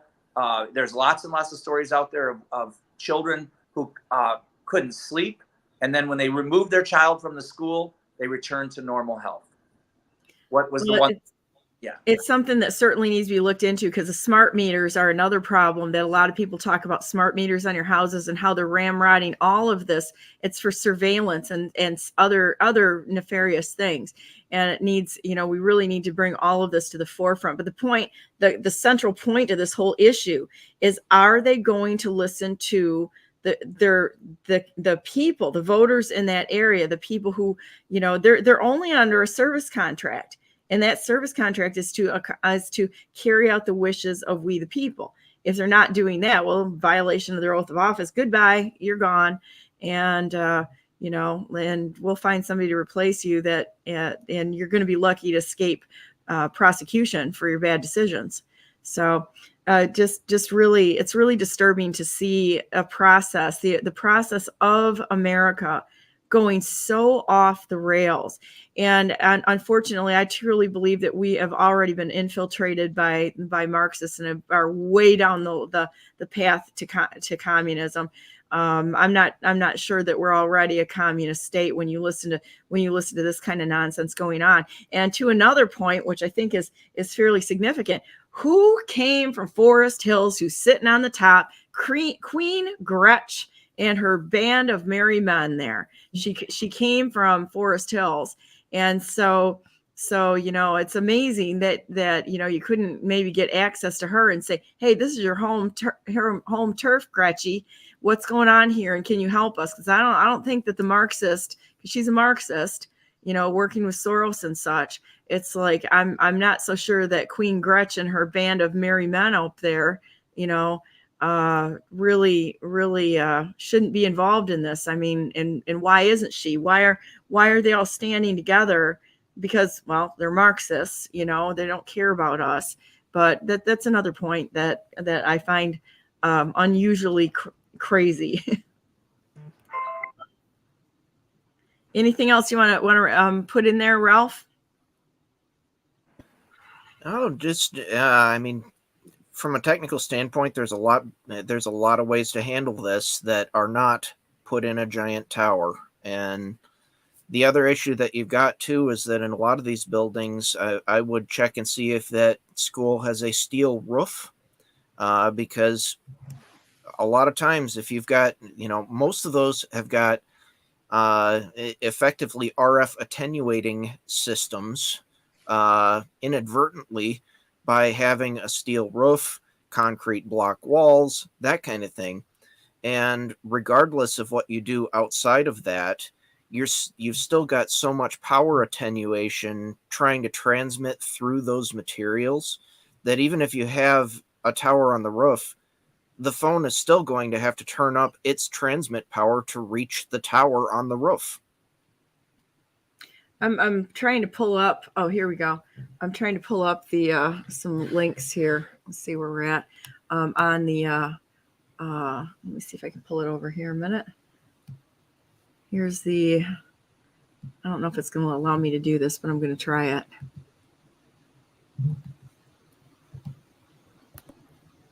There you go. So here is. Yep, that would be Verizon's version of a femtocell.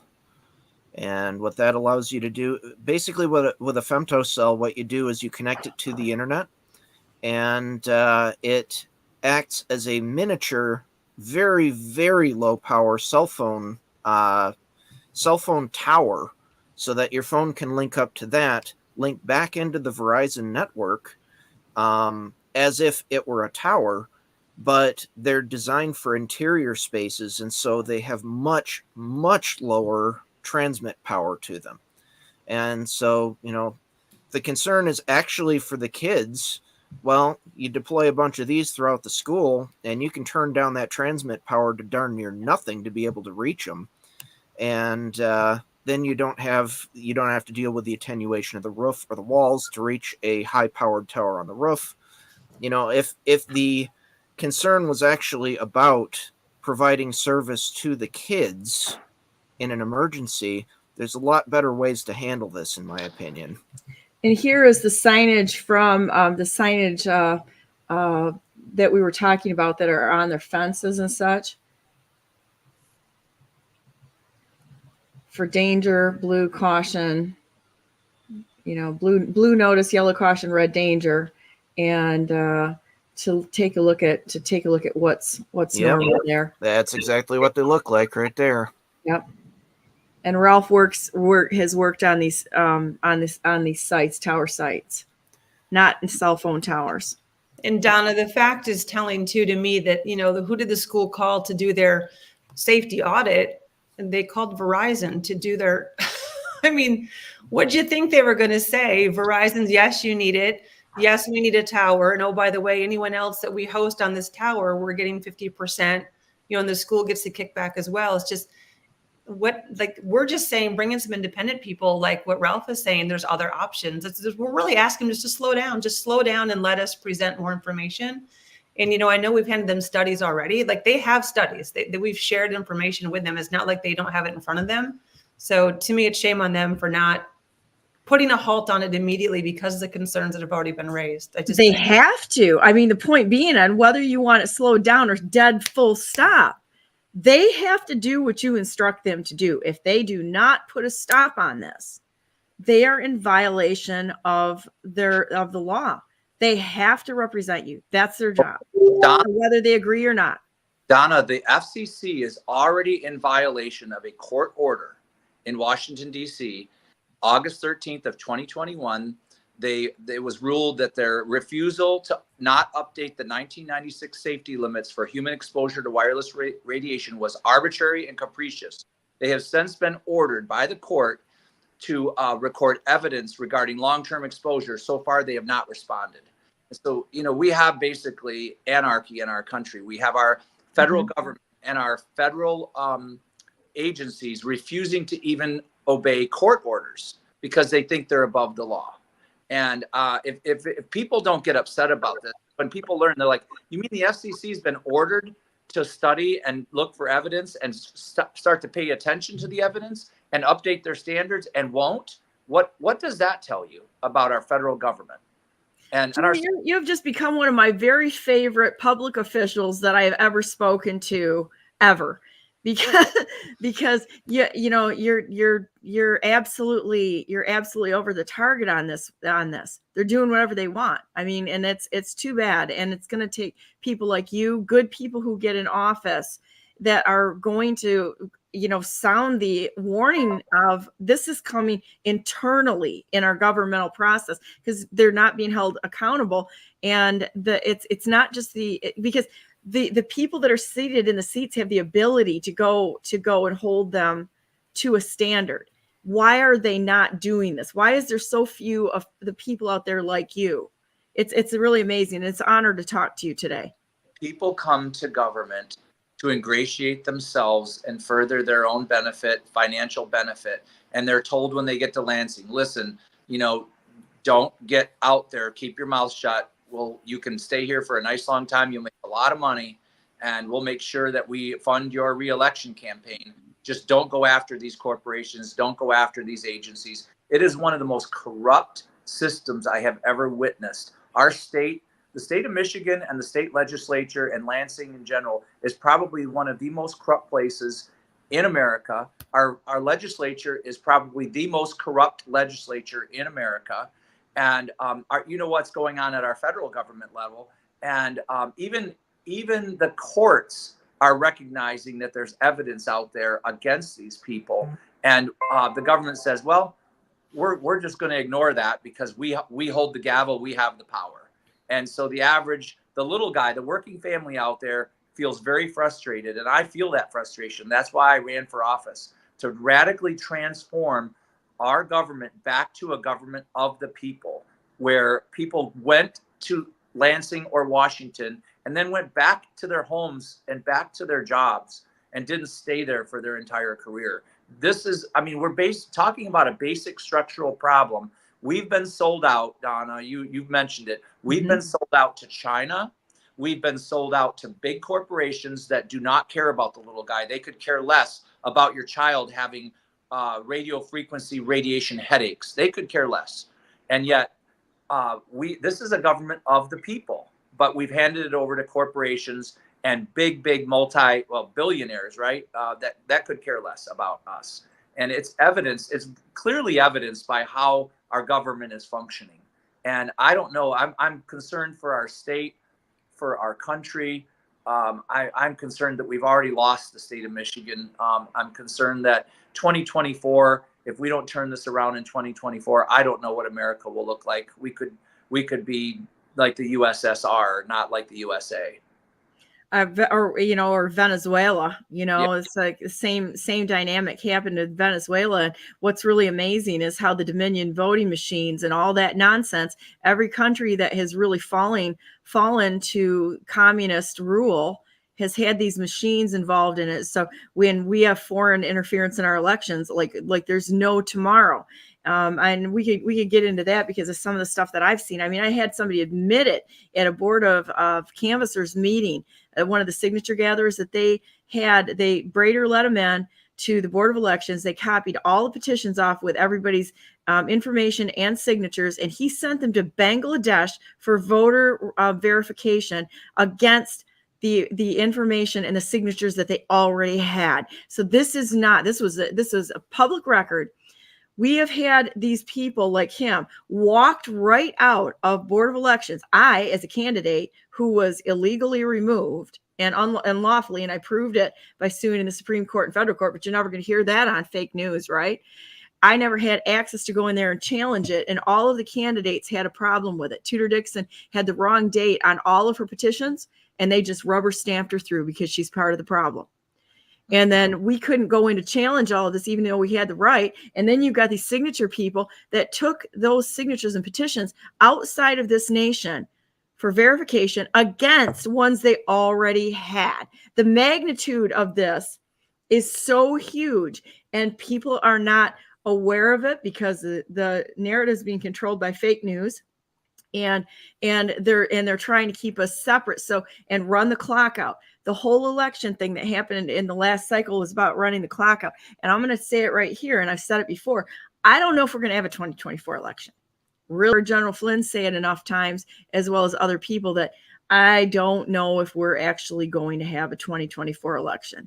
We'll have to see. But it's a very, very perilous time for our country right now.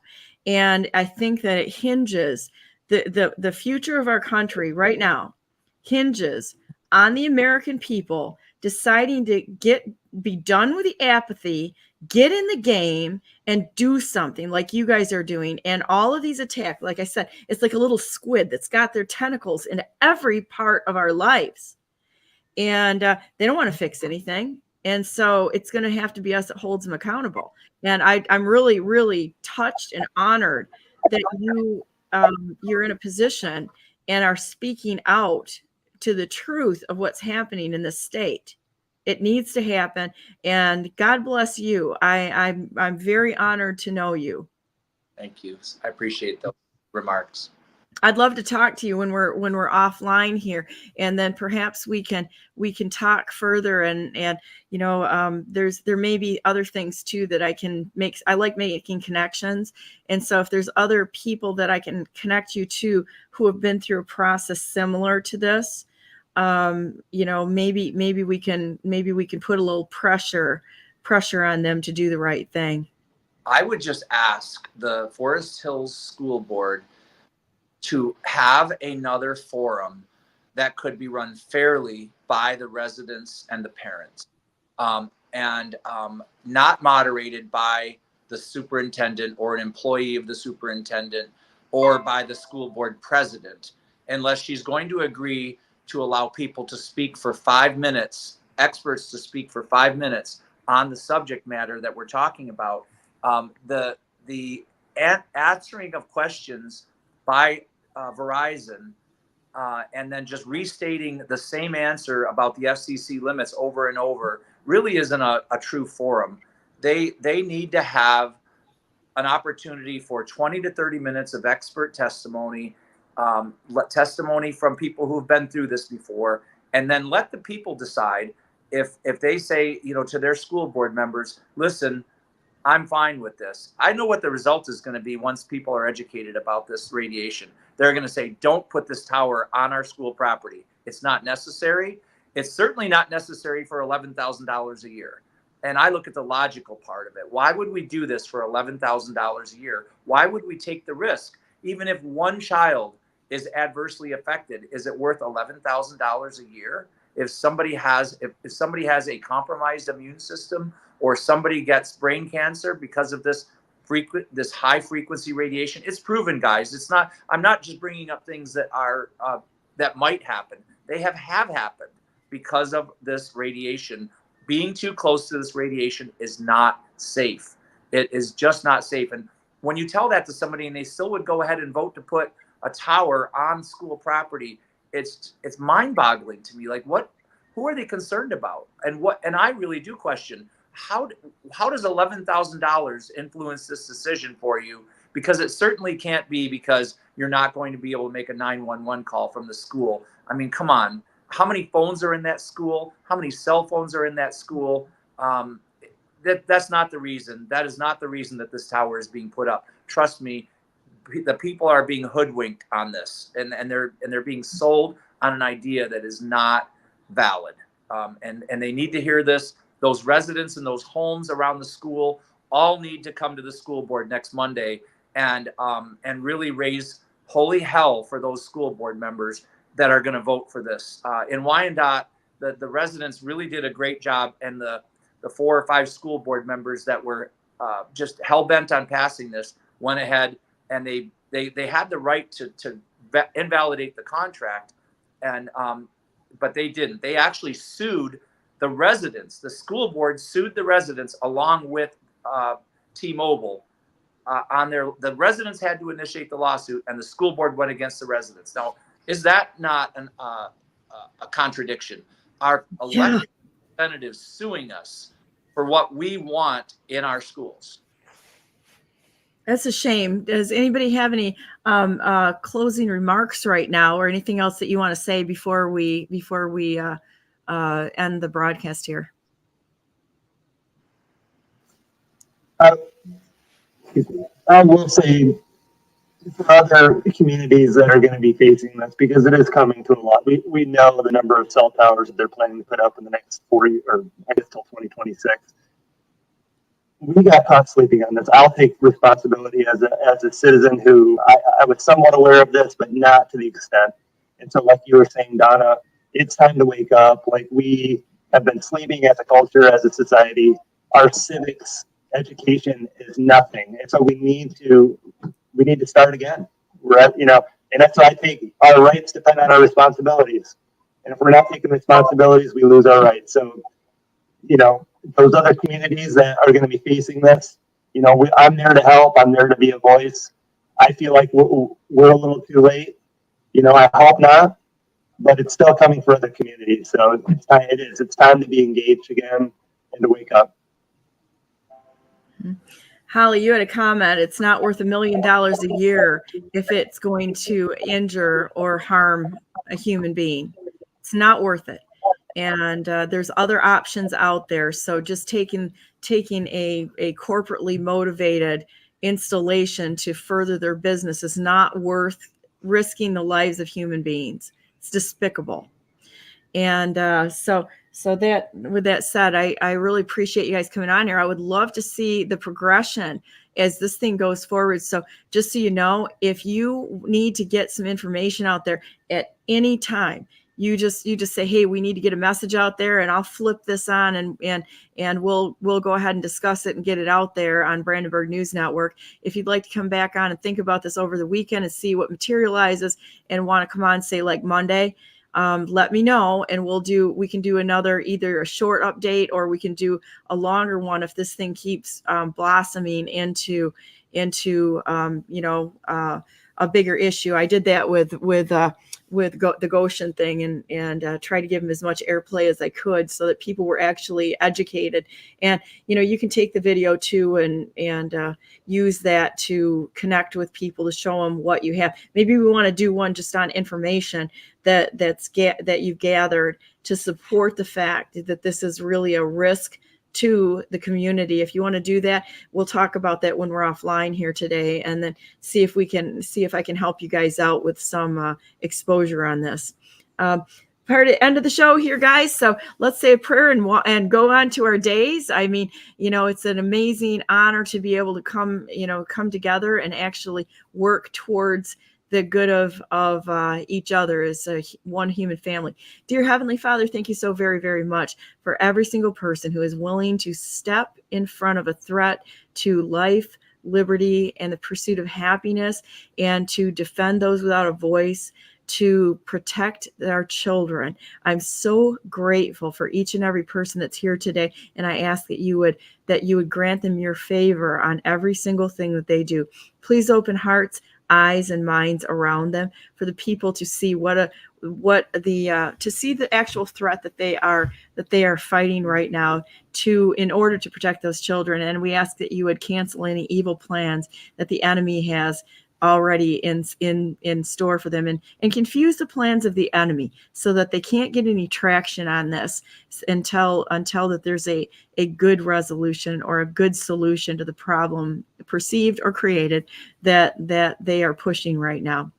We ask that you would continue to bless all those brave patriots that have stepped forward to serve this nation. General Flynn, Admiral Rogers, the rightful president of the United States, President Donald J. Trump, and the American process that you have given us to have a way to peacefully live together.